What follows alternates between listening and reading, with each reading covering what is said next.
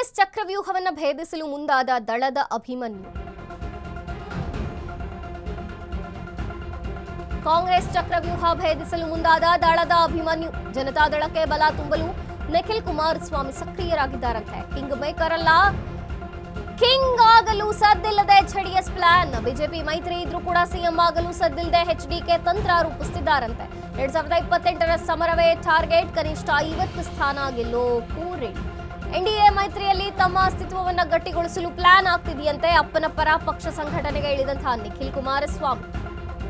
ತಳಮಟ್ಟದಿಂದ ಪಕ್ಷದ ಬಲವರ್ಧನೆಗೆ ಮುಂದಾದ ನಿಖಿಲ್ ಕುಮಾರ್ 2023ರ ಮತ ಸಮರದಲ್ಲಿ ಬರೀ 19 ಕ್ಷೇತ್ರ ಗೆದ್ದಿದ್ದ ಜೆಡಿಎಸ್ ಪಾರ್ಟಿ. ಆದ್ರೆ ಮುಂದೆ ಹೀಗಾಗಬಾರ್ದು ಅಂತ ಪಣ ತೊಟ್ಟಿದ್ದಾರೆ ದಳಪತಿಗಳು. ಅಪ್ಪನ ಪರ ಈಗಿನಿಂದಲೇ ಆಕ್ಟಿವ್ ಆದಂತಹ ನಿಖಿಲ್ ಕುಮಾರಸ್ವಾಮಿ.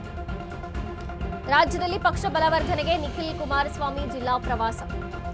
ಹಳೆ ಮೈಸೂರು ಮತ್ತು ಈ ಕಡೆ ಕೆಲವೊಂದು ಭಾಗಗಳಲ್ಲಿ ಸಭೆ ಹಾಗೂ ಸಮಾವೇಶ. ಆಂತರಿಕ ಸಮಸ್ಯೆಯನ್ನ ನಿವಾರಣೆ ಮಾಡಬೇಕು ಅಂತ ನಿಖಿಲ್ ಕುಮಾರಸ್ವಾಮಿ ಆದ್ಯತೆಯನ್ನ ಕೊಡ್ತಿದ್ದಾರಂತೆ. ಕಾಂಗ್ರೆಸ್ ಚಕ್ರವ್ಯೂಹ ಭೇದಿಸೋದಕ್ಕೆ ಮುಂದಾದ್ರ ದಳದ ಅಭಿಮನ್ಯು. ನಿಖಿಲ್ ಕುಮಾರಸ್ವಾಮಿ ಸಕ್ರಿಯರಾಗಿದ್ದಾರೆ. ಈಗ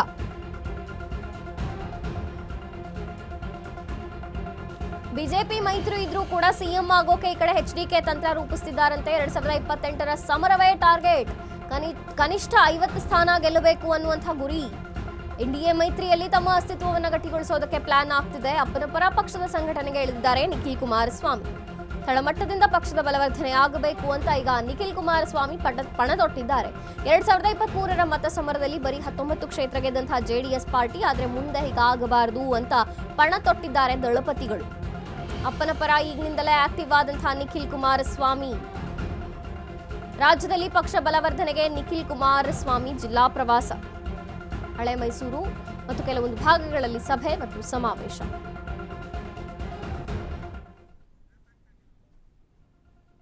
ಕಾಂಗ್ರೆಸ್ ಚಕ್ರವ್ಯೂಹವನ್ನು ಭೇದಿಸೋದಕ್ಕೆ ಈಗ ಜನತಾದಳದ ಅಭಿಮನ್ಯು ಮುಂದಾಗಿದ್ರು ಅಂತ.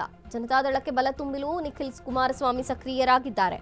ಕಿಂಗ್ ಮೇಕರ್ ಅಲ್ಲ, ಕಿಂಗ್ ಆಗ್ತೀನಿ, ಸದ್ದಿಲ್ಲದೆ ಜೆಡಿಎಸ್ ಈ ಪ್ಲಾನ್ ಮಾಡ್ಕೊಳ್ತಿದ್ಯಾ ಅಂತ. ಯಾಕಂದ್ರೆ 2028ರ ಸಮರವೇ ಟಾರ್ಗೆಟ್ ಆಗಿ ಕನಿಷ್ಠ 50 ಸ್ಥಾನಗಳನ್ನ ಗೆಲ್ಲಲೇಬೇಕು ಅನ್ನುವಂಥ ಪಣ ತೊಟ್ಟಂತಿದೆ ಜೆಡಿಎಸ್. ಜೊತೆಗೆ ಬಿಜೆಪಿ ಮೈತ್ರಿ ಇದ್ರೂ ಕೂಡ ಸಿಎಂ ಆಗಲು ಸದ್ದಿಲ್ಲದೆ ಪ್ಲಾನ್ ಮಾಡ್ಕೊಳ್ತಿದೆ ಜೆಡಿಎಸ್ ಅನ್ನುವಂಥದ್ದು.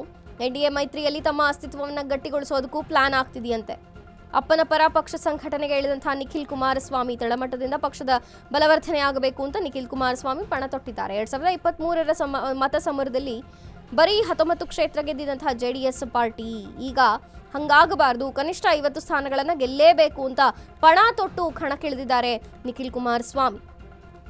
ರಾಜ್ಯದಲ್ಲಿ ಪಕ್ಷದ ಬಲವರ್ಧನೆ ಆಗಬೇಕು ಅಂತ ನಿಖಿಲ್ ಜಿಲ್ಲಾ ಪ್ರವಾಸವನ್ನ ಕೈಗೊಂಡಿದ್ದಾರೆ. ಪ್ರತಿ ಜಿಲ್ಲೆಗೂ ಹೋಗ್ತಿದ್ದಾರೆ. ಹಳೆ ಮೈಸೂರು ಮತ್ತು ಉತ್ತರ ಕರ್ನಾಟಕ ಸೇರಿದಂತೆ ಕೆಲವೊಂದು ಭಾಗಗಳಲ್ಲಿ ಸಭೆ ಸಮಾವೇಶಗಳನ್ನ ಮಾಡುವಂಥದ್ದು. ಆಂತರಿಕ ಸಮಸ್ಯೆ ನಿವಾರಣೆಗೋಸ್ಕರ ಈಗ ನಿಖಿಲ್ ಕುಮಾರಸ್ವಾಮಿ ಆದ್ಯತೆಯನ್ನ ಕೊಡ್ತಿದ್ದಾರೆ.